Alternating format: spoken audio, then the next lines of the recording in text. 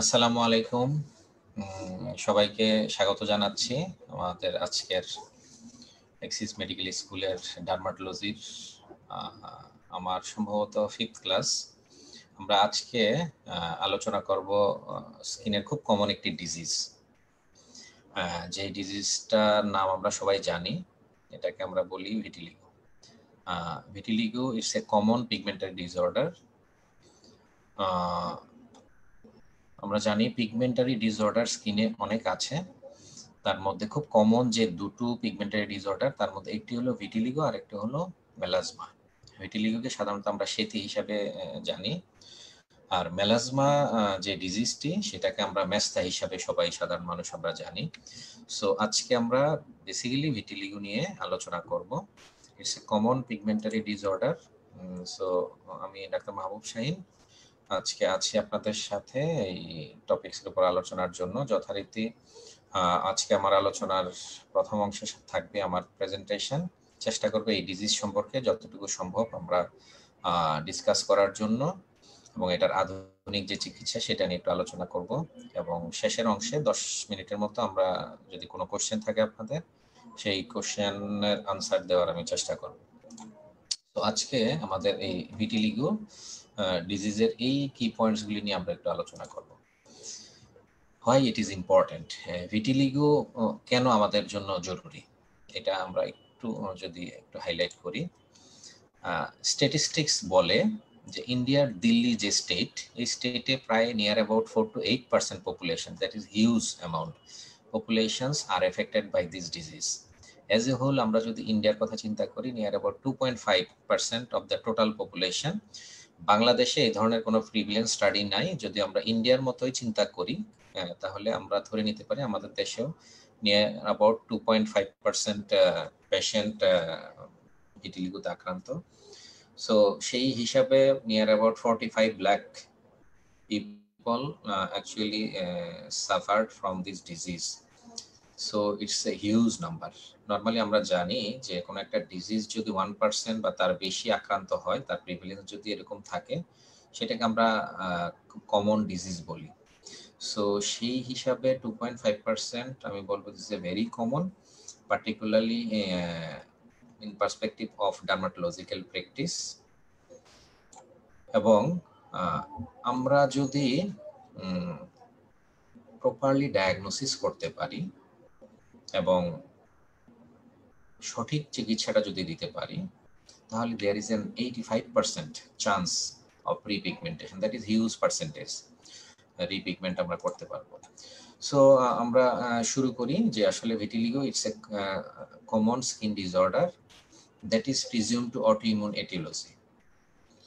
ম্যানেজমেন্টের কথা যদি আমরা চিন্তা করি, এই ম্যানেজমেন্ট গত কয়েক দশকের, বিশেষ করে লাস্ট ডিকেডে হিউজ চেঞ্জ, হিউজ ইমপ্রুভমেন্ট হয়েছে, এবং এই মুহূর্তে we are in much better position to treat this disease comparing with the past.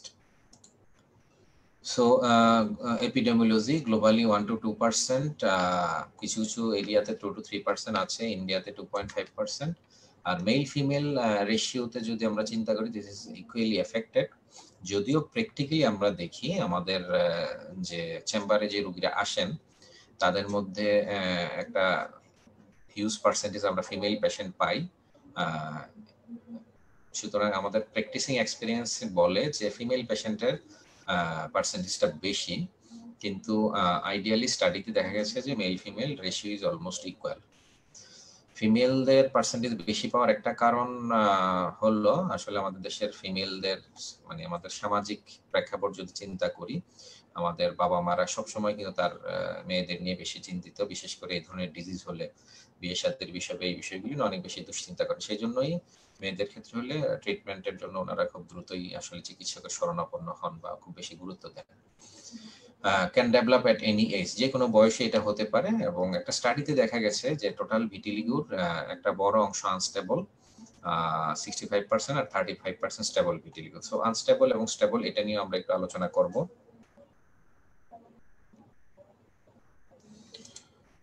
25% of the vitiligo patients যাদের সিমটমগুলি অ্যাকচুয়ালি এপিয়ার করে বিফোর দ্য এজ অফ 10, এবং ইয়ার্সের আগে প্রায় 70 to 80% পেশেন্টের ভিটিলিগোর পেশেন্টের কিন্তু সাইন সিমটম ডেভেলপ করে যায়।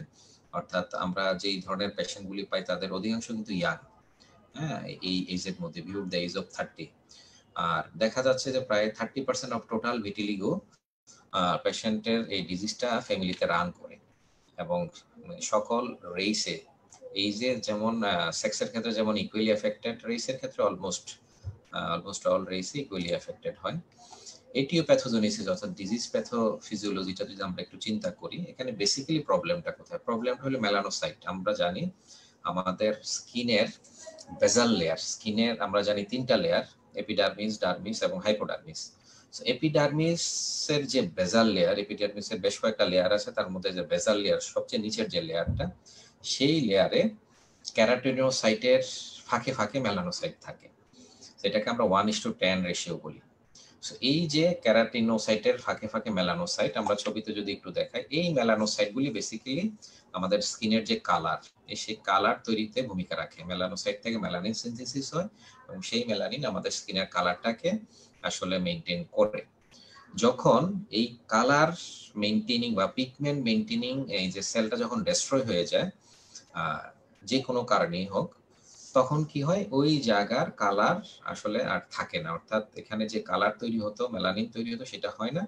তখন ওই জায়গাটা বেসিক্যালি আস্তে আস্তে ডিপিগমেন্টেড হয়ে যায়, অর্থাৎ কালারলেস হয়ে যায়। ক্লিনিক্যালি আমরা যেটা দেখি সেটাকে আমরা বলি হলো চকি হোয়াইট, একদম সাদা, দুধের মতো সাদা।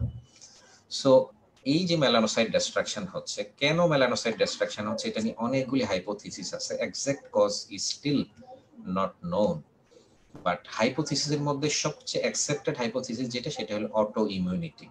অর্থাৎ ধারণা করা হয় যে মেলানোসাইটের এগেইনস্টে এক ধরনের অটো অ্যান্টিবডি তৈরি হয় এবং সেই অ্যান্টিবডি এই মেলানোসাইটকে ডিস্ট্রয় করে। সেলফ অ্যান্টিবডি, অটো অ্যান্টিবডি এই জন্য আমরা বলছি। এটা হলো অ্যান্টিবডি মেডিয়েটেড। সেল মেডিয়েটেড আরেকটা থিওরি আছে, যেখানে CD8 আমরা জানি সাইটোটক্সিক সেল, এই CD8 সেলটা মেলানোসাইটকে মনে করে এটা একটা ফরেন সেল, হ্যাঁ, এটা একটা শত্রু সেল, যার কারণে সে কি করে? এই মেলানোসাইটকে ডিস্ট্রয় করে ফেলে। সো এই যে ডিস্ট্রাকশন, এই যে প্রসেস, এটাকে আমরা অটো ইমিউনিটি বলি। এছাড়াও নিউরাল একটা হাইপোথিসিস আছে। তাছাড়া অক্সিডেটিভ স্ট্রেস, আমরা জানি অক্সিডেটিভ স্ট্রেসের কারণে অনেক ধরনের রিঅ্যাক্টিভ স্পেসিস তৈরি হয়, অক্সিজেন স্পেসিস তৈরি হয়, এই যে ফ্রি রেডিক্যালস, এগুলি বেসিক্যালি মেলানোসাইটকে ডিস্ট্রয় করার জন্য কারণ হিসাবে মনে করা হয়। এছাড়াও আমরা যদি একটু দেখি যে এই সেল থেকে সেলুলার ইমিউনিটির জন্য বিভিন্ন ধরনের কেমিক্যাল মেডিয়েটার্স রিলিজ হয় সেল থেকে। তার মধ্যে একটা অন্যতম হলো ইন্টারলিউকিন 15। এই ইন্টারলিউকিন 15 এর ফাংশনটা হলো বেসিক্যালি যে মেমোরি টি সেল, রেসিডেন্ট মেমোরি টি সেল আছে, সেই টি সেলকে স্টিমুলেট করা। এই টি সেলকে স্টিমুলেট করলে যেটা হয়, একটা ভিটিলিগো যখন চিকিৎসা করে ভালো হয়ে যায়, মানে রিপিগমেন্টেশন হয়, সেই জায়গায় এই ইন্টারলিউকিন 15 কি করে? এই টি সেলটাকে, মেমোরি টি সেলটাকে স্টিমুলেট করে। স্টিমুলেট করলে সে কি করে? আবারও যেই মেলানোসাইট আবার রিজেনারেট হলো, পিগমেন্ট রিজেনারেট হলো, সেই মেলানোসাইটটাকে আবার ডিস্ট্রয় করে। এটা হলো রেসিডেন্ট টি মেমোরি সেলের ফাংশন, এবং এইটাকে স্টিমুলেট করে বেসিক্যালি ইন্টারলিউকিন 15। তো সেই জন্য অনেক সময় পেশেন্টের ট্রিটমেন্ট করার পরে যখন পেশেন্ট ভালো হয়ে যায়, ভালো হওয়ার পরে যে আবার রিল্যাপস হয়, রিল্যাপসের জন্য অন্যতম প্রধান হিসেবে ধারণা করা হয় দিস ইন্টারলিউকিন 15। সো এটা আমরা জানি এটা একটা সাইটোকাইন। সুতরাং এইটা নিয়ে এখন আধুনিক গবেষণা চলছে। এটাকে ব্লক করলে দেখা যাচ্ছে যে ভালো হওয়ার পরে যে রিকারেন্স, যেটা রিল্যাপস যেটা, সেটা হচ্ছে না। সো এটা নিয়ে এখনো রিসার্চ পর্যায়ে চলছে। হোপফুলি এটা যদি সাকসেসফুলি মার্কেটাইজড হয় এই ড্রাগটা, দ্যাট ইজ ইন্টারলিউকিন 15 ব্লকার, তাহলে এটা মানে ভিটিলিগোর ম্যানেজমেন্টে একটা রেভলিউশন আসবে। সো লেটেস্ট কিছু ইনফরমেশনস আছে, যেখানে বলা হচ্ছে যে ইন্টারলিউকিন ইন্টারফেরন গামা, তারপর বলা হচ্ছে TNF আলফা, ইন্টারলিউকিন 33, তারপর Treg, that is regulatory T cells. All these are the very important factors that actually causes but stimulates the pathogenesis of the vitiligo, that is development of the vitiligo. So in brief আমরা যদি চিন্তা করি তাহলে this all about the aetiopathogenesis, অর্থাৎ এখানে মূলত মেলানোসাইটটা destruction হচ্ছে by autoimmune mechanism. Clinical features, পেশেন্টরা অ্যাকচুয়ালি কিভাবে আমাদের কাছে প্রেজেন্ট করে সেটা যদি আমরা একটু দেখার চেষ্টা করি, আমরা আমাদের প্র্যাকটিক্যাল এক্সপিরিয়েন্সটা একটু শেয়ার করতে পারি। পেশেন্টরা দুইভাবে আমাদের কাছে আসে, অ্যাক্টিভ ফর্মে আসে, ইনঅ্যাক্টিভ ফর্মে আসে, that is stable form. Active form বা প্রোগ্রেসিভ ফর্ম, এটাকে আমরা বলি যে ডিজিজটা বাড়ছে। রোগীরা এসে আমাদের কাছে কমপ্লেন করে যে আমার এই রোগটা বাড়ছে, আগে অল্প ছিল এখন এটা আস্তে আস্তে বাড়ছে, গত 6 মাস, 1 বছর, 2 বছর ধরে আরো বেশি হতে পারে। সো এই গ্রুপ অফ পিপল হলো নিয়ার অ্যাবাউট 65%। আরেকটা গ্রুপ অফ পেশেন্ট এসে আমাদেরকে বলে যে আমার এই রোগটা গত 2 বছর, 3 বছর, 4 বছর বা 1 বছর ধরে একই রকম আছে, বাড়েও না কমেও না। এই গ্রুপটাকে আমরা বলি স্টেবল ভিটিলিগো, অর্থাৎ স্টেবল মিনস হলো vitiliginous patch or disease activity stopped at least 1 year, অর্থাৎ 1 বছর ধরে যদি তার স্কিন লেশনের কোনো চেঞ্জ না হয়, বৃদ্ধিও না ঘটে, হ্রাসও না ঘটে, একই অবস্থায় থাকে, this is called stable vitiligo. So এই ধরনের পেশেন্টে আমাদের কাছে যখন চেম্বারে আসে, এটার percentage near about 35%। So regarding the activity, এই দুই গ্রুপের পেশেন্টে আমরা সাধারণত আমাদের চেম্বারে পাই। And regarding the site of involvement, আমরা যদি রাইট সাইডে দেখি, সাইট অফ ইনভলভমেন্ট যদি আমরা চিন্তা করি তাহলে আমরা দেখতে পাই যে প্রায় 80%-এর মতো পেশেন্ট বা তারও একটু বেশি নন সেগমেন্টাল প্রেজেন্টেশন নিয়ে আসে। নন সেগমেন্টাল মানে আমরা জানি ডার্মাটোমকে আমরা যদি সেগমেন্ট ধরি, প্রতিটা ডার্মাটোমের আমাদের স্কিনে সেগমেন্ট আছে। সো নন সেগমেন্টাল মিনস নির্দিষ্ট কোনো ডার্মাটোমকে ফলো করবে না, যে কোনো জায়গায় যে কোনো ফর্মে এটা হবে, এটাকে নন সেগমেন্টাল। এবং আমাদের অধিকাংশ ভিটিলিগো পেশেন্টরা কিন্তু আসলে নন সেগমেন্টাল ফর্মে প্রেজেন্ট করেন। সেগমেন্টাল ফর্ম মানে পার্টিকুলার একটা ডার্মাটোমকে ফলো করবে। এটা অপথ্যালমিক ডিভিশন, আমরা জানি যে ট্রাইজেমিনাল নার্ভের অপথ্যালমিক, ম্যাক্সিলারি, ম্যান্ডিবুলার ডিভিশন আছে ফেসে যদি হয়। তারপরে আমাদের এখানে ট্রাঙ্কে থোরাসিক নার্ভের যে বিভিন্ন ধরনের ডিস্ট্রিবিউশন আছে, সার্ভাইকাল নার্ভের ডিস্ট্রিবিউশন আছে। So according to nerve distribution, যদি একটা নির্দিষ্ট সেগমেন্টে যদি স্কিন লেশনটা, দ্যাট ইজ ভিটিলেজিনিয়াস প্যাচটা যদি ওই জায়গায় স্টেবল থাকে বা ওই জায়গায় সীমাবদ্ধ থাকে, সেটাকে আমরা সেগমেন্টাল বলি। এই সেগমেন্টালের মধ্যে অনেক সময় ইউনি সেগমেন্টাল হতে পারে, মাল্টি সেগমেন্টাল হতে পারে। সো এই সেগমেন্টাল ভিটিলিগোর পার্সেন্টেজ খুব বেশি না, 10% অর জাস্ট অ্যাবাভ দ্য 10%। একটা গ্রুপ অফ পেশেন্ট আসে যারা মিক্সড, যাদের কিছু অংশ সেগমেন্টাল থাকে, কিছু অংশ নন সেগমেন্টাল থাকে। আরেকটা গ্রুপ অফ পেশেন্ট প্রেজেন্ট করে আনক্লাসিফাইড, তাদেরকে আসলে সেগমেন্টালও ফেলা যায় না, নন সেগমেন্টালও ফেলা যায় না। এগুলি সম্পর্কে আমরা যদি আরেকটু বিস্তারিত দেখি, এটা যেটা আমরা বলছিলাম ডিজিজ অ্যাক্টিভিটি, মানে অ্যাক্টিভ ডিজিজ কিভাবে বুঝবো, অর্থাৎ তার যদি কোয়েবনারাইজেশন হয়, কোয়েবনারাইজেশন মানে হলো এই যে হোয়াইট প্যাচ, এই ধরনের রোগীরা যখন এসে বলে যে আমার রোগটা বৃদ্ধি পাচ্ছে, তখন আমরা রোগীদের এক্সামিন করে দেখি যে এখানে এমন কোনো লেশন আছে কিনা যে লেশনটা আঘাতের কারণে হয়েছে, এবং লিনিয়ার প্যাটার্নে হয় অনেক সময়। তো রোগীরা কিন্তু অনেক সময় বলে যে আমার এই জায়গায় ছিল না, এই জায়গায় কিন্তু আঘাতের কারণে এই জায়গায় সাদা হয়ে গিয়েছে। So this is called koebnerization. So koebnerization is a very important features of active or progressive vitiligo. এছাড়া ট্রাইক্রোম লেশনস, অর্থাৎ এই সাদার মধ্যে 3 ধরনের পিগমেন্টেশন পাওয়া যায়। একটা হলো একদম চকি হোয়াইট হতে পারে, আরেকটা হতে পারে যে মাইল্ড হোয়াইট, আরেকটাতে একটু পিগমেন্টেশন থাকে, অর্থাৎ ট্রাইক্রোম দেখলেই বোঝা যায় 3টা কালার। এই ট্রাইক্রোম লেশন যদি থাকে তাহলে আমরা বলতে পারি this is a feature of active or progressive vitiligo. Inflammatory lesions, inflammatory lesion means অর্থাৎ এখানে সাইন অফ ইনফ্লামেশন, পার্টিকুলারলি আমরা ইরাইথামা দেখি, ইরাইথামা দেখি আমরা বুঝতে পারি যে এই ভিটিলিজিনাস লেশনটার মধ্যে inflammatory process is going on. And finally confetti like depigmentation, confetti মানে হলো ছোট ছোট রেইন ড্রপ টাইপের পিগমেন্টেশন, যেটা আর্সেনিকোসিসে আমরা পাই, ওই ধরনের পিগমেন্টেশন যদি থাকে তাহলে ডেফিনেটলি আমরা বলতে পারি যে এটা confetti pigmentation and this disease is active. এখন আসি স্টেবল ভিটিলিগো কোনটাকে আমরা বলবো। স্টেবল ভিটিলিগো বলবো যখন, যেটা বললাম যে কমপক্ষে 1 বছর ধরে তার ডিজিজের কোনো অ্যাক্টিভিটি নাই, অর্থাৎ বাড়ছেও না কমছেও না।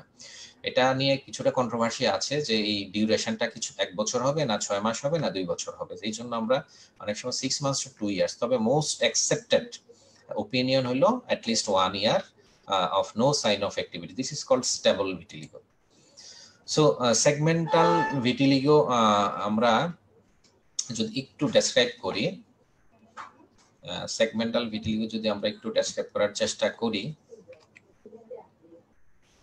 তাহলে আমরা যদি একটু দেখি, এই তোমরা কথা বলো না।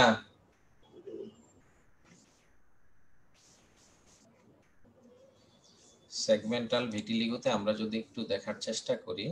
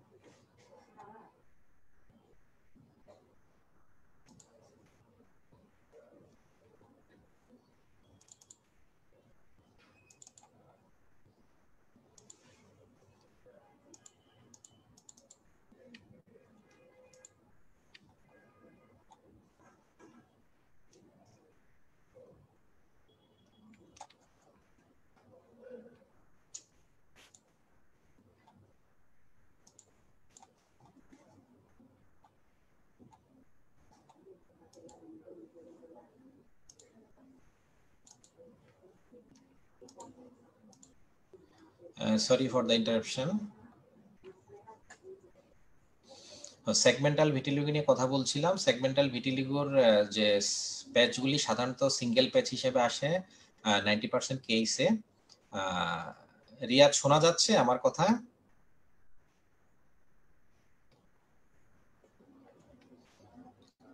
90% কেসে আমরা সাধারণত সিঙ্গেল প্যাচ পাই, এবং এটার স্পেশালিটি হলো এই বর্ডারটা একটু ইরেগুলার থাকে।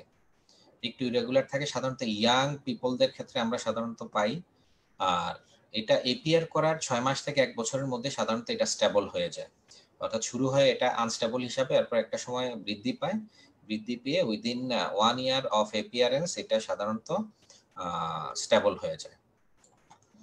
মাল্টি সেগমেন্ট, অনেক সময় মাল্টিপল সেগমেন্ট ইনভলভ হতে পারে। নন সেগমেন্টাল ভিটিলিগো, যেটা আমরা বলেছিলাম অলমোস্ট 80% 80% বা তারও একটু বেশি, সেই পেশেন্টগুলি সাধারণত কিভাবে আমাদের কাছে প্রেজেন্ট করে, সাধারণত এফেক্টস অ্যাক্রোফেশিয়াল টাইপ হিসাবে 30%, যেখানে অ্যাক্রাল পার্ট অফ দ্য বডি, আমরা যদি ফিঙ্গার ধরি, টোজ ধরি, হ্যাঁ, লিপস, হ্যাঁ, আমরা যদি ধরি, অ্যাক্রোফেশিয়াল এবং ফেসের কিছু পার্ট ইনভলভমেন্ট হয়, এটাকে আমরা অ্যাক্রোফেশিয়াল বলি। এবং প্রায় 30% অফ নন সেগমেন্টাল ভিটিলিগো এই ফর্মে প্রেজেন্ট করে থাকে। জেনারেলাইজ ভিটিলিগো, যেখানে আসলে বাইল্যাটারাল অলমোস্ট সিমেট্রিক্যাল ইনভলভমেন্ট থাকে প্যাচগুলি, এটাও প্রায় 30%-এর মতো এফেক্ট করে। ইউনিভার্সাল, লাকিলি অনলি 2 to 3%, যেখানে মোর দেন 80% বডি সারফেস এরিয়া ইনভলভমেন্ট হয়। সাধারণত এটা অ্যাডাল্টহুডে দেখা যায়। এবং মিউকোসাল হলো যেখানে আসলে ওরাল অথবা জেনিটাল মিউকোসাতে ইনভলভমেন্ট হয়। Mucosal vitiligo percentage only 2%। Mucosal vitiligo সাধারণত এই যে আমরা যদি চিন্তা করি, জেনিটালিয়াতে হতে পারে, লিপসে হতে পারে। মিক্সড হলো অনেক সময় সেগমেন্টাল নন সেগমেন্টাল একসাথে থাকে, যেটা আমি বলেছিলাম। আনক্লাসিফাইড যেটা বলেছিলাম, দিস ইজ ফোকাল। এই যে ছোট্ট একটা লেশন আমরা দেখতে পাচ্ছি ফটোগ্রাফে, এটা টোটাল অ্যাবাউট এই আনক্লাসিফাইডটা 90%-এর মতো হয়। এই ধরনের পেশেন্টগুলি সাধারণত, এটাকে আনক্লাসিফাইড বলার অর্থ হলো এটা কিন্তু ভবিষ্যতে ডেভেলপ করে, অর্থাৎ এটা যদি স্প্রিড হয়, অ্যাক্টিভিটি শো করে, এটা একসময় স্টেবল সেগমেন্টাল হিসাবে এটা সেটেল হতে পারে, অর্থাৎ এটা সেগমেন্টাল ভিটিলিগো হিসেবে সেটেল হতে পারে, অথবা নন সেগমেন্টাল ভিটিলিগো হয়ে শরীরের বিভিন্ন অংশে হতে পারে। So that's why it is called unclassified. It is focal vitiligo. So focal vitiligo may turn into segmental or non-segmental vitiligo. এটার percentage প্রায় 19%. Chemical induce vitiligo, chemical induce আমরা জানি বিভিন্ন ধরনের কেমিক্যাল ইন্ডাস্ট্রিতে আমরা আমাদের লোকজন যখন কাজ করে সেইখানে কেমিক্যাল ইন্ডিউসড ভিটিলিগো হওয়ার সম্ভাবনা থাকে। এবং এই ধরনের কেসে সাধারণত কেমিক্যালের এক্সপোজার যেই পার্টটাতে বডিতে হয় সেই পার্টে 74%, লেশনস ডেভেলপ করে। 26% লেশন রিমোট এরিয়াতে ডেভেলপ করে, অর্থাৎ যেই এরিয়াতে এক্সপোজার হয়নি। ইন্টারেস্টিং হলো ভিটিলিগোতে নর্মালি কোনো ইচিং থাকে না, কিন্তু এই কেমিক্যাল ইন্ডিউস লিউকোডার্মাতে অ্যাকচুয়ালি 22% কেসে ইচিং থাকে। এবং এই যে বলেছিলাম কনফেটি টাইপ অফ লেশন, এই this is confetti type of vitiligo, এটা কেমিক্যাল ইন্ডিউস লিউকোডার্মাতে আমরা সবচেয়ে বেশি পেয়ে থাকি, এটা আমাদের একটু খেয়াল রাখতে হবে। এবং হেয়ার ডাই বা বিভিন্ন ধরনের যে ডাই ইন্ডাস্ট্রিগুলি আছে ওখানে সবচেয়ে বেশি ইউজ হয়। সো এই কেমিক্যাল মনোব্যঞ্জন ইথার অফ হাইড্রোকুইনোন, এটা হলো ফার্স্ট কেমিক্যাল ইন্ডিউসড ভিটিলিগো যেটা ডিপিগমেন্টেশন স্কিনে করেছে, এটা প্রথম নোটিস করা হয়। পরবর্তীতে এই মনোব্যঞ্জন ইথার অফ হাইড্রোকুইনোনকে আমরা টোটাল ডিপিগমেন্টেশন করার জন্য ট্রিটমেন্ট হিসেবে ব্যবহার এখন করে থাকি, বিশেষ করে যাদের 80% বা 90% ইনভলভমেন্ট হয়ে গেছে তাদের এই যে 10 to 20% কিন্তু আমরা ডিপিগমেন্টেশন করে ফেলি by using this monobenzyl ether of hydroquinone. Congenital vitiligo, যদিও আমরা বলছি vitiligo is an acquired disease, but it can happen congenitally. It's a very rare. First case was reported 1978. That is reported by the Lerner and Norlund in year this. And in India, first case detect করা হয়েছে 1992 সালে চন্দ্র তার গ্রুপকে নিয়ে। And এখানে দেখা যাচ্ছে যে বাচ্চার সাথে সাথে তার বাবারও আসলে ইনভলভমেন্ট আছে। So vitiligo is not always acquired. Rarely it may occur as a congenital form. So diagnosis as usually আমরা জানি যে সবসময় আমাদের ডায়াগনোসিস যে কোনো ডিজিজের ক্ষেত্রে ডিপেন্ড করে proper history taking, thorough physical examination and relevant investigation. আমার মনে হয় আমরা হিস্ট্রি এবং এক্সামিনেশন ফাইন্ডিংসগুলি নিয়ে অলরেডি আলোচনা করেছি। একটা ভিটিলিগো পেশেন্টের ফ্যামিলি হিস্ট্রি থাকতে পারে 30% কেসে, এবং এক্সামিনেশন করলে আমরা কি ধরনের প্রেজেন্টেশন পেতে পারি এগুলি আমরা আলোচনা করলাম। এখন আমরা দেখি রিলেভেন্ট কি ইনভেস্টিগেশনস আমরা করতে পারি ডায়াগনোসিসের জন্য। তার আগে আমরা একটু ডিফারেনশিয়াল ডায়াগনোসিসগুলি যদি একটু আলোচনা করি, দেখতে ভিটিলিগোর মতে অনেক সময় কনফিউজড হয় যে it may be a case of vitiligo. তো সেই ক্ষেত্রে আমাদেরকে এই ডায়াগনোসিসগুলি মাথায় রাখতে হবে যে actually this is not actually vitiligo, এটা শ্বেত না। সো আমরা যদি একটু দেখি, these are the disease: pityriasis alba, pityriasis versicolor, leprosy, albinism. These are the common condition যেটা নাকি ভিটিলিগোর সাথে মিমিক করে। আমরা একটু ছবিগুলি দেখাই।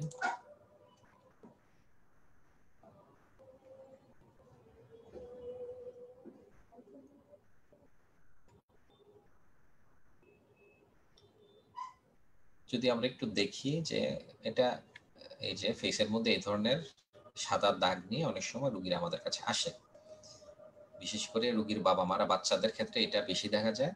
এটার নাম হলো পিটারিয়াসিস এলবা। এটা অ্যাটোপিকের একটা প্রেজেন্টেশন। বাবা মারা সাধারণত দুশ্চিন্তাগ্রস্ত হন যে এটা শ্বেত কিনা। পরে আমরা যেটা করি, আমরা উডসলেট টেস্ট করি, আসলে আমরা কনফার্ম হই যে এটা আসলে শ্বেত কিনা।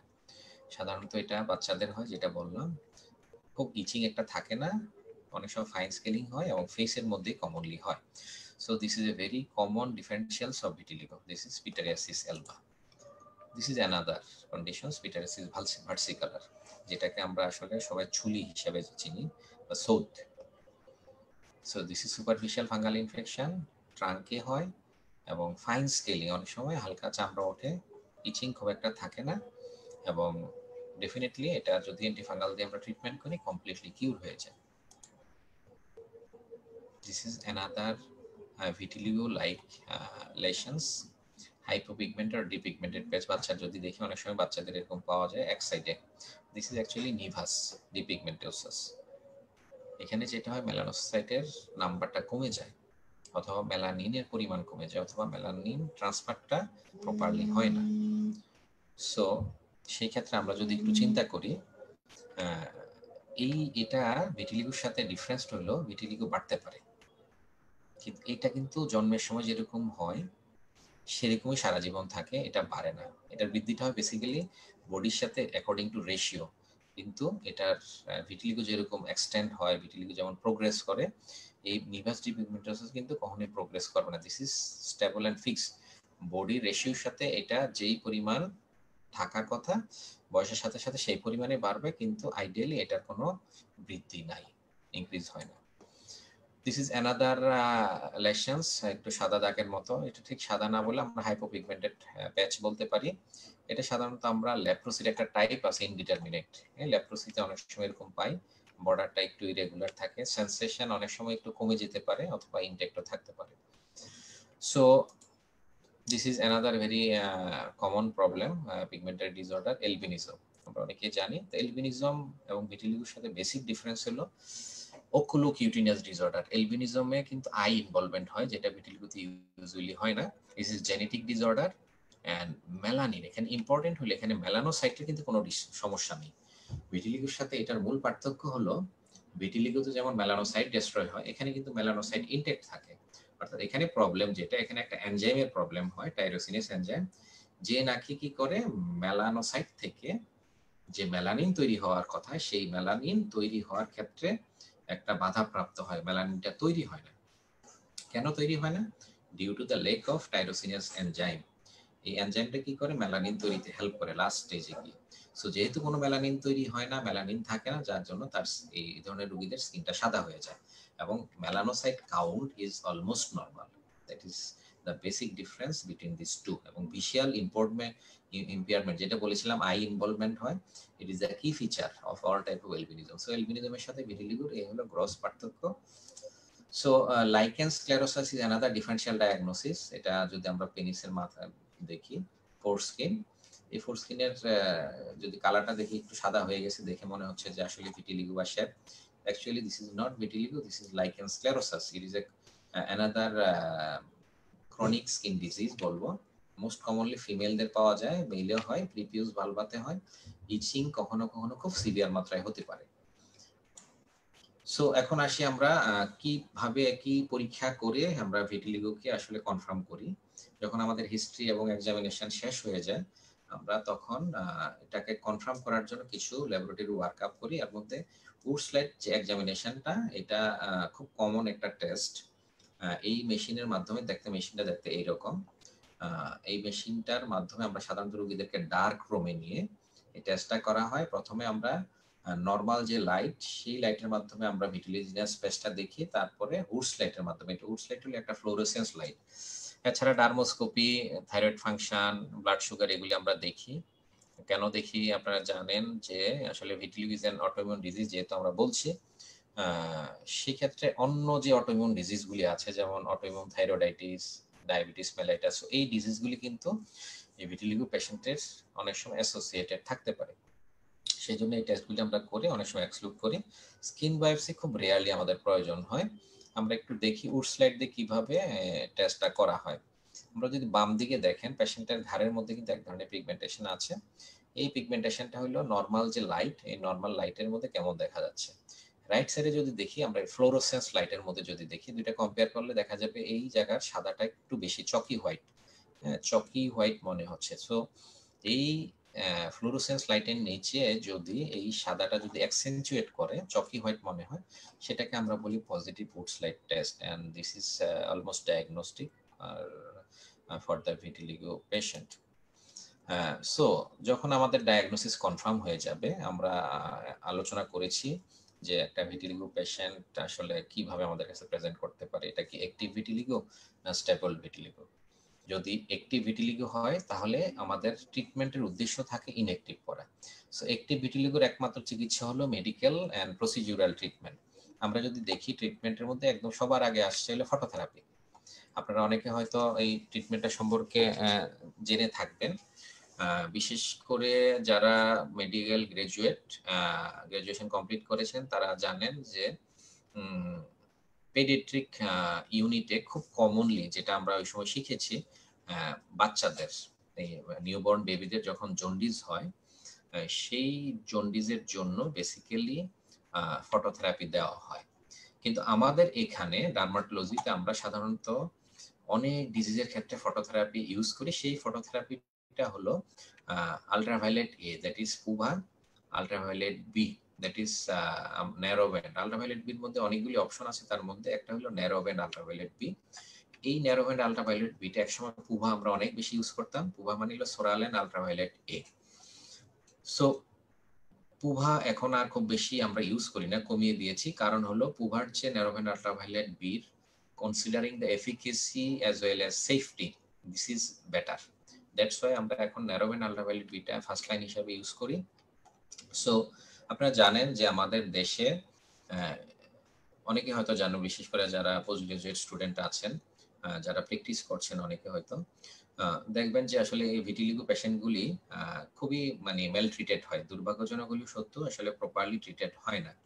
কারণ আমাদের দেশে এখনো খুব অ্যাভেলেবেল ভিটিলিগো স্পেশালাইজড সেন্টার হয় নাই, যেখানে এই ধরনের পেশেন্টদেরকে প্রপারলি আসলে ট্রিটমেন্ট দেওয়া হয়। যেমন আমাদের দেশে স্পেশালাইজড কার্ডিয়াক সেন্টার আছে, রেনাল সেন্টার আছে, নিউরোলজিক্যাল সেন্টার আছে। ঠিক একইভাবে ডার্মাটোলজির ওই রকম সেন্টার নাই। তারপরে এই ডিজিজগুলির জন্য, ডার্মাটোলজিতে এরকম অনেক ডিজিজ আছে যাদের জন্য আলাদা একটা ইনস্টিটিউট করা সম্ভব, ফাউন্ডেশন করা সম্ভব, বা এটার প্রয়োজনীয়তা আছে। তার মধ্যে একটা হলো ভিটিলিগো। এই ভিটিলিগো পেশেন্টদের জন্য আসলে বেসিক্যালি ভালো কোনো ধরনের ইভেন্ট স্পেশালাইজড কোনো সেন্টারও আমাদের নাই, প্রাইভেট সেক্টরও নাই, গভর্নমেন্ট সেক্টরও এরকম নাই। সেই জন্য এই ধরনের রোগীরা আসলে প্রপারলি ম্যানেজড হয় না, কারণ এদেরকে ম্যানেজ করার জন্য একটা complete treatment protocol, treatment plan দরকার এ টু জেড। কারোর হয়তো ফটোথেরাপির প্রয়োজন, কারোর মেডিকেল ট্রিটমেন্ট প্রয়োজন, কারোর প্রসিডিউরাল ট্রিটমেন্ট প্রয়োজন, কারোর সার্জিক্যাল ট্রিটমেন্ট প্রয়োজন। সো এই এজ এ হোল এই যে আপগ্রেডেশন, গত যেটা বললাম যে গত এক দশক কিন্তু এই ভিটিলিগো ম্যানেজমেন্টে অনেক বড় ধরনের চেঞ্জ আসছে, নতুন অনেক ট্রিটমেন্ট চলে আসছে। সুতরাং এই জায়গাটায় আমরা বোধহয় আমরা চেষ্টা করছি, আমরা কাজ শুরু করেছি, আমরা যারা ডার্মাটোলজিস্ট যারা কাজ করছি, স্পেশালাইজড সেন্টার হিসাবে ডেভেলপ করা যায় কিনা। কিছু কিছু ক্ষেত্রে আমরা কিছু স্পেশালিস্ট আমরা আসলে এই ডিজিজটা নিয়ে কাজ করছি, এক্সক্লুসিভলি কাজ করছি। সো সেই ক্ষেত্রে আমাদের ফার্স্ট ট্রিটমেন্ট অফ চয়েস বা ফার্স্ট ট্রিটমেন্ট অপশন যদি বলি ফটোথেরাপি। সো কাদের জন্য ফটোথেরাপি? যাদের ডিজিজ অ্যাক্টিভিটি আছে, অ্যাক্টিভ ডিজিজ যেটা 65%, যেটা আমি আগে বলেছি, এই 65% পেশেন্টদেরকে সবার আগে আমাদের উদ্দেশ্য থাকে তাদের ডিজিজ অ্যাক্টিভিটিটাকে বন্ধ করা। রোগীরা এসে যখন বলে যে আমার রোগটা তো বাড়ছে, অনেক রোগী বলেই ফেলেছে রোগটাকে বন্ধ করার ব্যবস্থা করেন ডাক্তার সাহেব। সো আমাদের প্রথম উদ্দেশ্য থাকে তার অ্যাক্টিভিটিটাকে স্টপ করা। এই অ্যাক্টিভিটি স্টপ করার জন্য one of the best treatment option হলো ফটোথেরাপি, স্পেশালি ন্যারোভেন আল্ট্রাভায়োলেট বি। এর পাশাপাশি আমরা মেডিকেল ট্রিটমেন্ট দিই, কিছু লাগানোর ওষুধ, কিছু খাওয়ার ওষুধ, এবং ওরাল মেডিকেশনস এর মধ্যে আধুনিক অনেক ট্রিটমেন্ট আসছে, এটা নিয়ে আমরা একটু আলোচনা করব। এছাড়া প্রসিডিউরাল ট্রিটমেন্ট আছে, সার্জিক্যাল ট্রিটমেন্ট আছে। Surgical treatment basically stable vitiligo 35% আমরা বলেছিলাম, নিয়ার অ্যাবাউট 15 লাখ পেশেন্ট আছে যারা আসলে ভিটিলিগো সার্জারি করে তারা যদি চিকিৎসা করেন তাহলে তারা হবে ডেফিনেটলি তাদের ইমপ্রুভমেন্ট এবং তারা উপকৃত হওয়ার অনেক সুযোগ রাখেন। আনফরচুনেটলি এই জায়গায় আমাদের অনেক ল্যাকিংস আছে। সো এই যে ট্রিটমেন্ট অপশন, এটা ডিপেন্ড করে আসলে পেশেন্টের ডিজিজ অ্যাক্টিভিটির উপর, পেশেন্ট কোন কন্ডিশনে আছেন, সবকিছু মিলে আমরা একটু আলোচনা করি বিস্তারিত। সো সবার আগে এই ধরনের পেশেন্টদেরকে ম্যানেজ করার জন্য কাউন্সিলিং। আমি একটা স্কেবিসের পেশেন্টকে দেখে আমি চিকিৎসা দিয়ে দিলে আমি জানি যে সে ভালো হবে। এখানে ডেফিনেটলি এখানেও কাউন্সিলিং আছে, কিন্তু এই কাউন্সিলিংটা অত বেশি গুরুত্বপূর্ণ না যদি আমরা ভিটিলিগোর সাথে কম্পেয়ার করি। হ্যাঁ, রোগীকে আমরা কিছু বেসিক কাউন্সিলিং করে ট্রিটমেন্ট দিয়ে দিলে রোগী কিন্তু 2 থেকে 4 সপ্তাহের মধ্যে সম্পূর্ণ ভালো হয়ে যায়। বা একটা টিনিয়া ফাঙ্গাল ইনফেকশনের পেশেন্ট, তাকে যদি আমরা জাস্ট প্রাইমারি লেভেলে কাউন্সিলিং করে ট্রিটমেন্ট দিই 2 থেকে 4 সপ্তাহে সে সম্পূর্ণ ভালো হয়ে যায়। কিন্তু ভিটিলিগো কিন্তু সেই রকম ডিজিজ না। It is a chronic disease, it is autoimmune disease, and it is really unpredictable disease. So এই ধরনের রোগীদেরকে কিন্তু দীর্ঘ সময়ের একটা চিকিৎসা প্রস্তুতি নিতে হয়, এবং তাদেরকে এই ট্রিটমেন্ট প্রোটোকলে আনার জন্য তাদের কাউন্সিলিং এর কোনো বিকল্প থাকে না। এবং দুর্ভাগ্যজনক হলে সত্য, একটা টিনিয়ার রোগী বা একটা স্কেবিসি রোগী কিন্তু মেন্টালি কোনোভাবে ডিস্টার্ব থাকে না, খুব বেশি থাকে না, খুব রেয়ারলি। কিন্তু একটা ভিটিলিগোর পেশেন্ট অলমোস্ট 100% তারা মেন্টালি ডিস্টার্ব থাকে, তারা সাইকোলজিক্যালি অনেক বেশি ডাউন থাকে, তারা ডিপ্রেশন, অ্যাংজাইটি, যত ধরনের আসলে মানসিক সাইকোলজিক্যাল ট্রমা বলবো সেটাতে তারা ভুগে থাকেন। সেই জায়গাটায় সবার আগে পেশেন্টকে সাইকোলজিক্যালি বুস্ট আপ করাটা জরুরি। সেই জন্য পেশেন্টকে মেসেজ দেওয়া vitiligo is a treatable disease. হ্যাঁ, এটা চিকিৎসা আছে এবং আধুনিক অনেক ট্রিটমেন্ট আছে, এবং এই চিকিৎসার মাধ্যমে আমরা নিয়ার অ্যাবাউট 85%, আমি কিন্তু উল্লেখ করেছি আগে, 85% রিপিগমেন্টেশন কিন্তু আমরা করতে পারি। So it's huge opportunities. হ্যাঁ, ডেফিনেটলি দেয়ার ইজ হোপ এই আধুনিক চিকিৎসার মাধ্যমে। সুতরাং এই মেসেজগুলি রোগীকে প্রপারলি দেওয়া, তাকে প্রপারলি এই ইনফরমেশনগুলি শেয়ার করা, ভালো হওয়ার যে সম্ভাবনা আছে সেটা বলা এবং নিয়মিত চিকিৎসা করার জন্য কাউন্সিলিং এর আসলে কোনো বিকল্প নাই। এই ধরনের রোগীদের জন্য কাউন্সিলিং হলো 1 নাম্বার চিকিৎসা। দেন ট্রিটমেন্ট যেহেতু prolong, difficult and require sustain effort, যেটা আমি বললাম, এবং এই ইফোর্টটা ফিজিশিয়ান এবং পেশেন্ট দুই পক্ষ থেকে থাকতে হবে। না হলে কি হবে, অনেক সময় পেশেন্টরা অধৈর্য হয়ে যায়, অনেক সময় ফিজিশিয়ানরাও আসলে অনেক সময় দেখা যায় ডিমোরালাইজড হয়ে যায় ট্রিটমেন্ট করছে একটা রোগীকে। সো এখানে আসলে ডিমোরালাইজড এর কোনো সুযোগ নাই।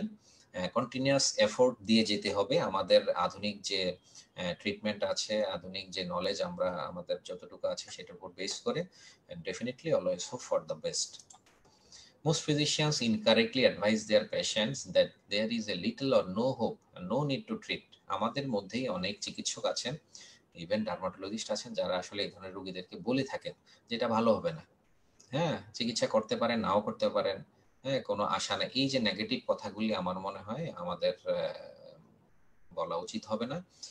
আমাদেরকে সবসময় একটা পজিটিভ মেসেজ, পজিটিভ ইনফরমেশন রোগীদের যদি আমরা দেই, অনেক সময় পেশেন্ট কিন্তু পজিটিভলি বুস্ট আপ হয় এবং এই তার যে একটা হোপ, একটা বুস্ট আপ হওয়া, এটাও কিন্তু অনেক সময় ডিজিজ প্রসেসের উপর কিন্তু একটা প্রভাব ফেলে। It's not curable disease so far, vitiligo is not curable disease so far, but the advice is well meaning.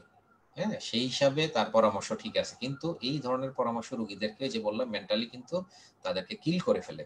হ্যাঁ, তাদেরকে মিসগাইড করে, ডিসকারেজ করে চিকিৎসা নিতে। হ্যাঁ, ভালোই হবে না, আমি চিকিৎসা কেন করব? সো এই জায়গাগুলিতে আমি মনে করি অ্যাজ এ ফিজিশিয়ান আমরা যারা এই পেশেন্টগুলি ডিল করি অনেক বেশি কশাস হতে হবে এবং ডেফিনেটলি তাদেরকে ওই হোপের জায়গাটা দেখাইতে হবে যেখানে 85% পর্যন্ত ইমপ্রুভমেন্টের চান্স আছে। সো এটা অত্যন্ত গুরুত্বপূর্ণ একটি জায়গা, যে জায়গাটা আমাদের এই ভিটিলিগো পেশেন্ট ম্যানেজমেন্টের ক্ষেত্রে আমাদেরকে খুব কেয়ারফুল হতে হবে। মেডিকেল ট্রিটমেন্ট আমরা যদি বলি, আমরা লেফট সাইডে যদি দেখাই যে টপিক্যাল ট্রিটমেন্টের মধ্যে স্টেরয়েড, টপিক্যাল স্টেরয়েড, ম্যাক্রোলেকটামের মধ্যে tacrolimus, pimecrolimus, topical vitamin D, calcipotriol topically পাওয়া যায়, 5-FU পাওয়া যায়। সিস্টেমিকের মধ্যে systemic steroid, other immunosuppressive agent আমরা ইউজ করি। তবে আমি পার্সোনালি স্টেরয়েড ইউজ এখন করি না। ভিটিলিগো পেশেন্ট ম্যানেজমেন্টের ক্ষেত্রে topically tacrolimus is a very good drug. আর সিস্টেমিকের মধ্যে নতুন কিছু ওষুধ এসেছে, সেই ওষুধগুলির মধ্যে জ্যাক ইনহিবিটর একটা নতুন ওষুধ এসেছে, যে ওষুধটা ভিটিলিগোতে আমি পার্সোনালি গত বেশ কিছুদিন ধরে ব্যবহার করছি এবং getting very good result. So my first and the most important message regarding the management of vitiligo, as it is a long-term disease. So using steroid, we must be cautious and better to avoid steroid as much as possible. On the right side আমরা যদি দেখি recent আপডেটে আমরা যেটা দেখছি topical প্রিপারেশনের মধ্যে যেটা বললাম জ্যাক ইনহিবিটরস, টোফাসিটিনিব, রুক্সলিটিনিব, প্রোস্টাগ্ল্যান্ডিন E2 এগুলি সবই নতুন ওষুধ। টপিক্যাল প্রিপারেশন আমাদের দেশে এখনো অ্যাভেলেবেল না। সিস্টেমিক জ্যাক ইনহিবিটরস এর মধ্যে টোফাসিটিনিব আমাদের দেশে আছে, যেটা আমি পার্সোনালি ব্যবহার করছি। আর এপ্রিমিলাস্ট আপনারা জানেন এটা বিভিন্ন ডিজিজে ব্যবহার করা হয়। এপ্রিমিলাস্টের কথাও প্রেসক্রাইব করা। All these are recent and new medications for the management of vitiligo. Phototherapy যেটা বলেছিলাম, রাইট সাইডে ফটোগ্রাফটা দেখছি, ন্যারোভেন আল্ট্রাভায়োলেট বি হলো first option, then PUVA, targeted phototherapy, excimer system, excimer laser, this is also a very good treatment option, and sometimes we use IPL. Surgical ম্যানেজমেন্টের ক্ষেত্রে আমরা যদি বলি, লেফট সাইড যদি দেখি টিস্যু গ্রাফটিং, রাইট সাইড হলো cellular grafting. এই tissue grafting এর মধ্যে পাঞ্চ গ্রাফটিং আছে, suction blister grafting, split thickness grafting, follicular grafting, Jodhpur technique. Right সাইডে হলো non cultured epidermal cell suspension, melanocyte transfer. এই সকল মেথড বা সকল প্রসিডিউরের মধ্যে নন কালচারড এপিডার্মাল সেল সাসপেনশনটা হলো বর্তমানে সবচেয়ে আধুনিক, সবচেয়ে নিরাপদ এবং সবচেয়ে কার্যকর সার্জিক্যাল ম্যানেজমেন্ট অফ ভিটিলিগো, যেটা বর্তমানে বাংলাদেশে একটি সেন্টারে এখন পর্যন্ত হয়। This is Aurora Skin and Hair Research Institute. গত 1.5 বছর ধরে খুব সাকসেসফুলি আমরা এই সার্জারিটা করছি। আমরা একটু শেয়ার করব পরের দিকে আমাদের পেশেন্টের কিছু রেজাল্ট। সো এরিয়া বেস এই জিনিসগুলি নিয়ে বিস্তারিত খুব বেশি আলোচনা করি না, নির্দিষ্ট এরিয়াতে নির্দিষ্ট আমরা মেথডগুলিকে অ্যাপ্লাই করে থাকি। তার মধ্যে এই যে NCECS, নন কালচারড এপিডার্মাল সেল সাসপেনশন, এটা কিন্তু আমরা অধিকাংশ ক্ষেত্রে যে কোনো ভিটিলিগোতে আমরা এটা করতে পারি। সার্জারির আগের পূর্ব শর্ত হলো একটা পেশেন্টকে যখন আমরা সার্জারির জন্য সিলেক্ট করব, পূর্ব শর্ত হলো স্টেবিলিটি, যেটা আমরা আগেও আলোচনা করেছিলাম। অর্থাৎ ডিজিজটা যদি স্টেবল না হয় আমরা কিন্তু কোনোভাবে সার্জারিতে যেতে পারবো না। সো সার্জারির পূর্ব শর্ত বা ইন্ডিকেশনস হলো disease stability, that is minimum 1 year there must be no sign of disease activity, this is must. So এটা যদি আমাদের ক্রাইটেরিয়া ফুলফিল করে then we go for the surgery. সার্জারির যে স্টেপগুলি আমরা নন কালচার মেলানোসাইট নিয়ে আজকে একটু আলোচনা করব, আমরা কিভাবে করি, preoperative, peroperative, postoperative management. Preoperative management measures যদি আমরা একটু দেখি, প্রি অপারেটিভ মেজার্স এর মধ্যে আমরা proper counselling, written consent, vital parameters গুলি দেখা, প্রি অপারেটিভ ফটোগ্রাফি নেওয়া, রুটিন টেস্টের রিপোর্টগুলি ভালো করে চেক করে নেওয়া, all this things as usual like other surgical procedures. Peroperative স্টেপসগুলি যদি আমরা দেখি, প্রথমে আমরা যেটা করি ডোনার এরিয়া, আমরা ডোনার এরিয়া থেকে স্কিন নেই, নিয়ে আমরা সাধারণত যেটা করি সেটা হলো আমরা এরিয়াটাকে শেপ করে নিই, তারপরে এরিয়াটাকে মার্কিং করি, মার্কিং করে তারপরে এই জায়গাটা আমরা ক্লিন করি, ক্লিন করে অ্যানেস্থেশিয়া দিই, লোকাল অ্যানেস্থেশিয়া ব্যবহার করা হয়। তারপর আমরা গ্রাফট নেওয়া শুরু করি, আমরা গ্রাফট হারভেস্ট করে আমরা গ্রাফট এরিয়াটা যেখান থেকে গ্রাফট নিলাম সেটাকে আমরা ড্রেসিং করে দিই। তারপরে এই যে গ্রাফটটা নেওয়া হয়েছে এটা পেট্রি ডিশে নরমাল স্যালাইনের মধ্যে রাখা হলো। তারপরে এই গ্রাফটাকে আমরা স্মল ছোট ছোট পিস করে আমরা একটা টেস্ট টিউবের মধ্যে এই গ্রাফগুলি নেই, যেখানে আসলে ট্রিপসিন সলিউশন আছে। এই ট্রিপসিন সলিউশনের কাজ হলো separation of the epidermis from the dermis, কারণ আমরা জানি এপিডার্মিসের মধ্যে মেলানোসাইট থাকে, এই মেলানোসাইটগুলিকে সেপারেট করা হলো এই ট্রিপসিনের কাজ, এটাকে বলে ট্রিপসিনাইজেশন। এরপরে কি করি আমরা এই ট্রিপসিন সলিউশনে যে গ্রাফগুলি আছে সেইটা প্রপার ট্রিপসিনাইজেশনের জন্য আমরা ইনকিউবেশন করি 45 মিনিট থেকে 1.5 ঘন্টা পর্যন্ত 37 ডিগ্রি সেন্টিগ্রেডে। ইনকিউবেশনের পরে আমাদের একটা সলিউশন অলরেডি হয়, epidermal cell suspension. Epidermal cell suspension তৈরি হয়ে যায়, যেটার মধ্যে আসলে মেলানোসাইট, কেরাটোনোসাইটের সাসপেনশন আছে। পরবর্তীতে এটাকে সেন্ট্রিফিউজ করে আমরা এই রেটে সেন্ট্রিফিউজ করার পরে আমরা যদি একটু খেয়াল করে দেখি যে টেস্ট টিউবের একদম নিচের দিকে এখানে কতগুলি সেল পিলেট থাকে, এই সেল পিলেটগুলি বেসিক্যালি হলো মেলানোসাইট, কেরাটোনোসাইটের সাসপেনশন। এটাই হলো আমাদের টার্গেট সলিউশন। এই টার্গেট সলিউশনটাই আমরা কি করি, অর্থাৎ দিস ইজ মেলানোসাইট, কেরাটোনোসাইট সাসপেনশনটাকে আমরা রিসিপিয়েন্ট এরিয়া, যে জায়গাটা ভিটিলিজিনিয়াস এরিয়া, সেই জায়গায় কি করি আমরা এক ধরনের ডার্মাব্রেশন মেথডের মাধ্যমে ওইখানে এপিডার্মাসটাকে আমরা তুলে ফেলি।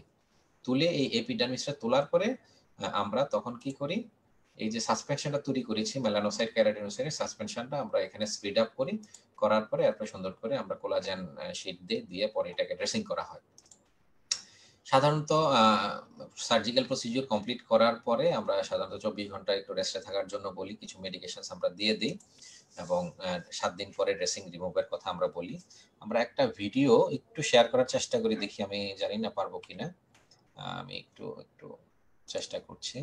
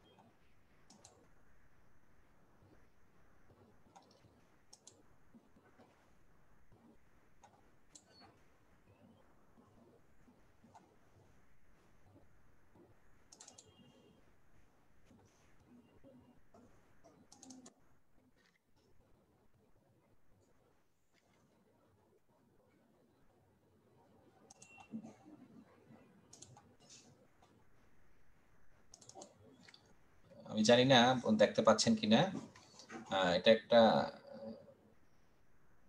ভিডিও, এখানে ট্রিমিং করা হলো, ট্রিমিং করার পরে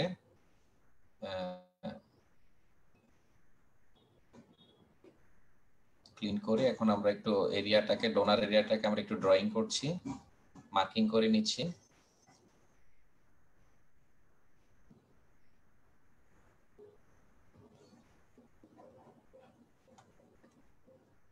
অ্যানেস্থেসিয়া আমরা দিচ্ছি।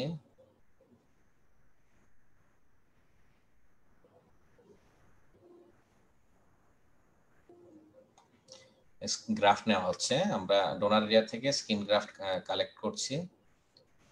গ্রাফটা আমরা দেখাবো, গ্রাফটা কেমন হলো দেখতে।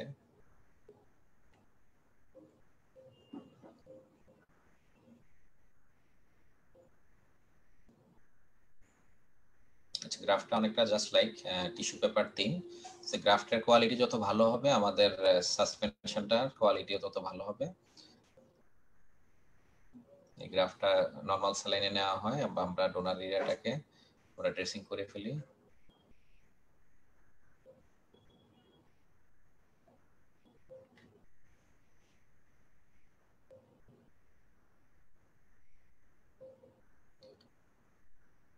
তারপরে আমরা যে স্টেপগুলি দেখিয়েছিলাম, দিস ইজ ইনকিউবেটর,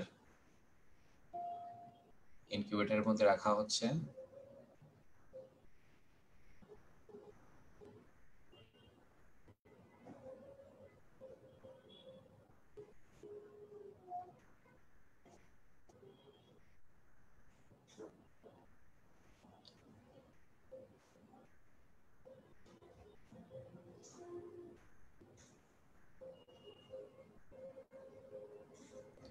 পাঁচ থেকে 10 মিনিট পর পর বের করে 30 সেকেন্ডের মধ্যে এরকম শেকিং করে প্রপারলি মিক্স করতে হবে সলিউশনটা।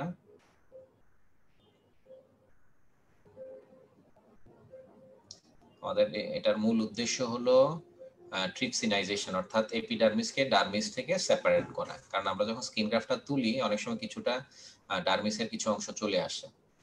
এখন যেটা করা হচ্ছে, সেন্ট্রিফিউজ করা হচ্ছে। সেন্ট্রিফিউজ করার অর্থ হলো আমার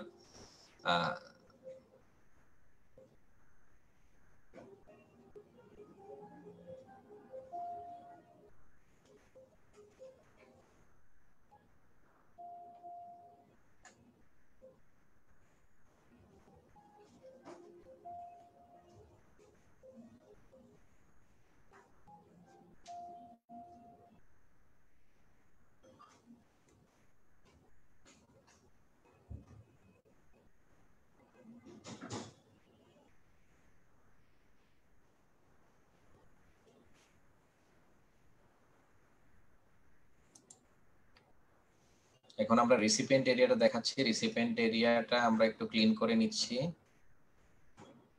লোকাল অ্যানেস্থেসিয়া দেওয়া হচ্ছে।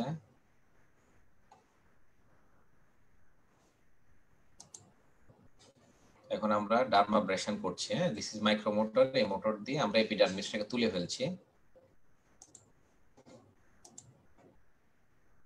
এপিডার্মিসটাকে তোলা হচ্ছে। এখন আমরা এই ডার্মাব্রেডেড এরিয়াতে এই যে আমরা যে সাসপেনশনটা তৈরি করেছি সেটা আমরা দিয়ে দিচ্ছি। দেওয়া হয়ে গেলে এখন আমরা কোলাজেন শীট দিচ্ছি। কোলাজেন শীটটা সেলুলার সাসপেনশনটাকে ওই জায়গায় ধরে রাখবে। অন্তত minimum 30 minutes time is important এটা বসে যাওয়ার জন্য। সেলগুলি টার্গেট এরিয়াতে বসার জন্য এই সময়টা দরকার। সেই জন্য সাধারণত সার্জারির পরে আমরা আধা ঘন্টা রোগীকে ইমোবিলাইজ রাখি, মোবাইল রাখি। এটা আমরা সুফ্রাটলি দিচ্ছি। সুফ্রাটলি দেওয়া হচ্ছে। এরপরে আমরা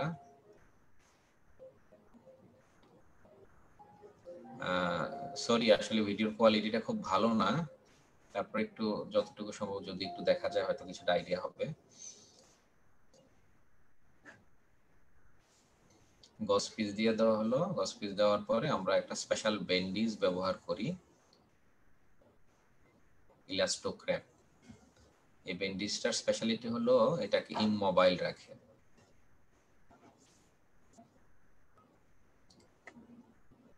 ব্যান্ডেজ দেওয়ার পরে আধা ঘন্টা সাধারণত আমরা এই এরিয়াটাকে ইমমোবাইল রাখি, তাহলে আমাদের মোটামুটি পোস্ট অপারেটিভ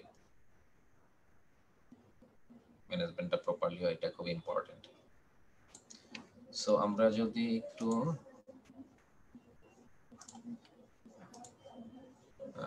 আমরা আগের ছবিটাতে যাই। সো যেটা আমরা বলছিলাম, ড্রেসিংটা সাধারণত 1 সপ্তাহ পরে আমরা রিমুভ করি। সাধারণত আমাদের ফলো আপ গুলি হয় হলো 1 সপ্তাহ পরে ড্রেসিং করার পরে 1 মাস, 3 মাস, 6 মাস এবং 12 মাস পরে। পোস্ট অপারেটিভ মেজার্স এর মধ্যে যেগুলি আমরা বললাম, যদি এক্সট্রিমিটিতে হয় পাটাকে এলিভেট করে রাখতে হয়, ড্রেসিংটাকে ড্রাই রাখা লাগে, মেডিকেশনস গুলি চলবে। 7 থেকে 10 দিন পরে ড্রেসিং রিমুভ করা অলরেডি বলা হয়েছে, লেশনটা কেমন দেখা যাবে। ইউজুয়ালি রিপিগমেন্টেশন 2 থেকে 3 সপ্তাহ পর থেকে শুরু হয় দেখা, তবে এটা আপ টু 12 মান্থস পর্যন্ত রিপিগমেন্টেশন হতে পারে। অনেকের আর্লি আসে, অনেকের লেটে আসে, এবং কালার যেটা আসবে এটা অলমোস্ট ইউনিফর্ম।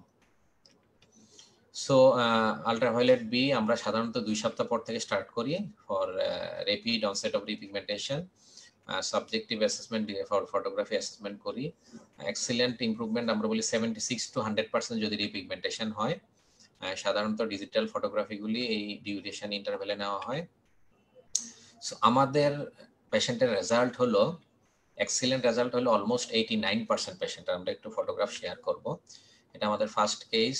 আমরা যদি দেখি, আমরা এই পেশেন্টে শুধু এতটুকু করেছি, পিছন নিচের অংশটা কিন্তু করি নাই। ইনিশিয়ালি এতটুকু অংশ করেছি, যদি কম্পেয়ার করি আমরা বলতে পারি যে অলমোস্ট আমাদের 90% ইমপ্রুভমেন্ট হয়ে গেছে আফটার 3 মান্থস। এটা 80% পিগমেন্টেশন বলতে পারি 3 মান্থস। আমরা আশা করতেছি অ্যানাদার 3 to 6 মান্থসের মধ্যে আরো ভালো পিগমেন্টেশন আসবে। এটা অলমোস্ট 80 to 90% পিগমেন্টেশন চলে আসছে। এই ক্ষেত্রে আমরা বলতে পারি অলমোস্ট 80% পিগমেন্টেশন। এটা কালার আসছে। এগুলি সব আর্লি ফটোগ্রাফ 3 মান্থস। এটা যদি কম্পেয়ার করি অলমোস্ট মোর দেন 90%, 95% পিগমেন্টেশন চলে আসছে। এটাও অলমোস্ট 90-95% পিগমেন্টেশন কম্পেয়ার যদি করি, এটা অলমোস্ট বলবো যে 95% এর উপরে পিগমেন্টেশন চলে আসছে। এটাও 97-98%, সামান্য একটু জায়গা আছে। Colour matching is excellent. আমরা যদি কম্পেয়ার করি আস্তে আস্তে in course of time colour ম্যাচিংটা আরো সুন্দর হবে। এবং এখানে যদি বলি দিস ইজ অলমোস্ট 100% পিগমেন্টেশন চলে আসছে। সো এখানে বোঝার কোনো সুযোগ নেই।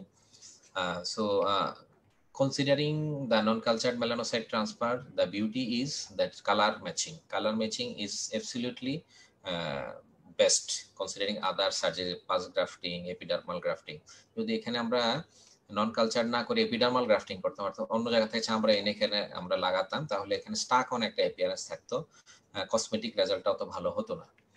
সো মেজরিটি কেসে আমাদের এই পিগমেন্টেশন প্রায় এক্সিলেন্ট বলবো, 76 to 100%। যেহেতু আমরা এক্সিলেন্ট বলছি, আমাদের almost 80 to 90% most of the কেসে পিগমেন্টেশন এসেছে। First time in Bangladesh first workshop হয়েছিল এই নন কালচারের উপর Aurora Skin and Hair Research ইনস্টিটিউটে জানুয়ারি 2019, এবং গত 1.5 বছর ধরে আমরা খুব সাকসেসফুলি এটা করছি। এন্ড বাংলাদেশে ফার্স্ট ইন্টারন্যাশনাল ওয়ার্কশপ হয়েছে হোটেল প্যান প্যাসিফিক সোনারগাঁয়ে, এটা 5 মার্চ 2019-এ। সো টেক হোম মেসেজ যদি আজকে লেকচার থেকে আমরা বলি যে it is a treatable disease vitiligo, and phototherapy is the most important, the first line and most important, particularly narrowband phototherapy treatment.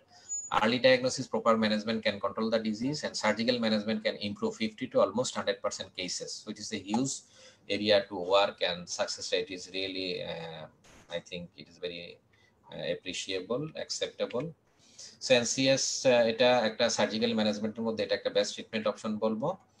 So regarding management of vitiligo, I would like to repeat again, it is very common pigmentary disorder এবং খুব sensitive disease. আমরা জানি যে এই ধরনের রোগীরা আসলে সমাজে অনেক বেশি অবহেলার শিকার হয় এবং কুসংস্কারাচ্ছন্ন তো অবস্থা এখন আমাদের দেশে অনেক জায়গায় আছে। অনেকে বলে এটা অভিশাপের জন্য হয়েছে, অনেকে বলে যে এটা ছোঁয়াচে রোগ। সো এই যে বিষয়গুলি, এই বিষয়গুলি রোগীদেরকে কিন্তু অনেক বেশি হার্ট করে, এবং জানেন বিয়ে শাদীর ক্ষেত্রেও এগুলি কিন্তু অনেক বড় ধরনের একটা সমস্যার তৈরি করে। এই বিষয়গুলি চিন্তা করে আমরা যদি প্রপারলি পেশেন্টদেরকে ম্যানেজ করি, তাহলে আমাদের কিন্তু নিয়ার অ্যাবাউট 85% চান্স আছে রিপিগমেন্টেশনের, এবং definitely huge opportunity in surgical management as well. আমরা এই রোগীগুলিকে সময় দিব, প্রপারলি কাউন্সিলিং করব, এবং প্রপার ট্রিটমেন্ট যদি দিতে পারি নিঃসন্দেহে রোগীরা অনেক বেশি উপকৃত হবে। সুতরাং ধন্যবাদ আপনাদের সবাইকে। চেষ্টা করেছি ভিটিলিগো নিয়ে আপডেট যে ইনফরমেশন আছে সেটা আপনাদের সাথে শেয়ার করার জন্য। আমি জানি না আপনাদের আজকে কোনো প্রশ্ন আছে কিনা। মাঝখানে একটু ইন্টারাপশনের জন্য আমি দুঃখিত, কিছুটা মাঝখানে ইন্টারাপশন হয়েছে। আপনাদের যদি কারো কোনো কোশ্চেন থাকে আমার মনে হয় যদি একটু বলেন, আমি চেষ্টা করব আপনাদের প্রশ্নের উত্তর দেওয়ার।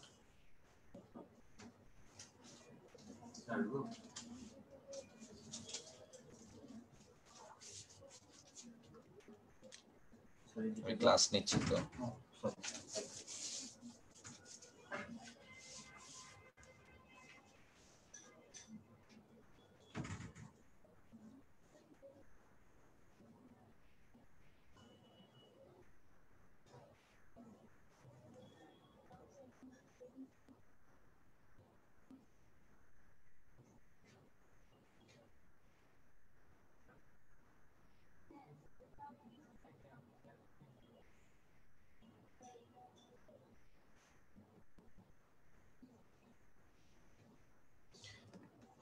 কিছু টেকনিক্যাল সমস্যার জন্য আমি বোধহয় এখন আপনাদের প্রশ্নগুলি দেখতে পাচ্ছি না। আমি চেষ্টা করব, আপনারা যদি প্রশ্ন থাকে আমি পরে উত্তর দেওয়ার চেষ্টা করব। ধন্যবাদ সবাইকে আবারও, আপনারা কষ্ট করে আমার এই লেকচার শোনার জন্য। আশা করি কিছুটা হলে আপনাদের উপকার হয়েছে, কিছু তথ্য আপনারা পেয়েছেন। সো আমাদের আবার দেখা হবে ইনশাল্লাহ আগামী ক্লাসে অন্য কোনো টপিকস নিয়ে। ভালো থাকবেন আপনারা সবাই। সবাইকে অসংখ্য ধন্যবাদ।